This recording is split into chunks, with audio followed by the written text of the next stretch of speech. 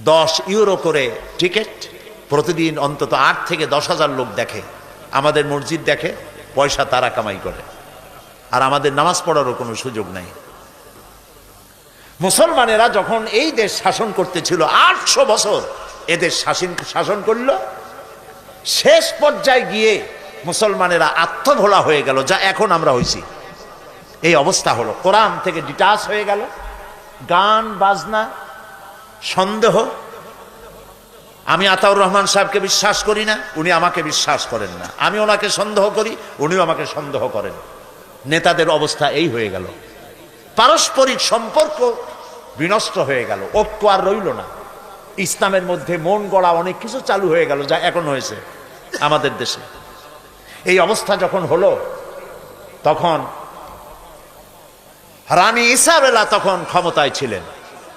রানী Isabella তিনি অতর্কিতভাবে সাম্প্রদায়িক হামলা শুরু করে দিলেন।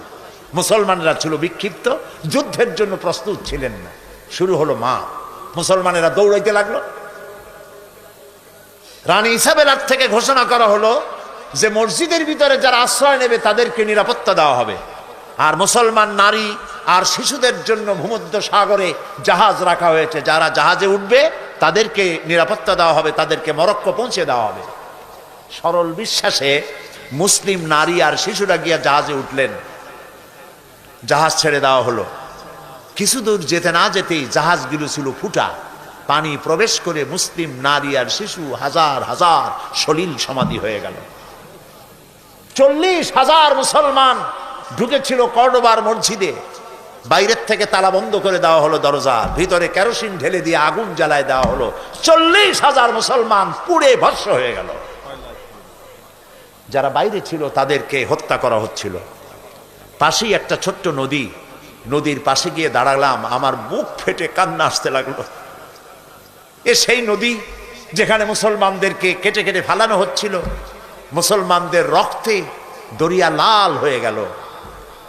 পাশেই ছিল মুসলমানদের রক্তে গড়া লাইব্রেরি, লক্ষ লক্ষ কিতাব, কোরআন হাদিস বিজ্ঞান দর্শন দিয়ে সমৃদ্ধ রিচ লাইব্রেরি।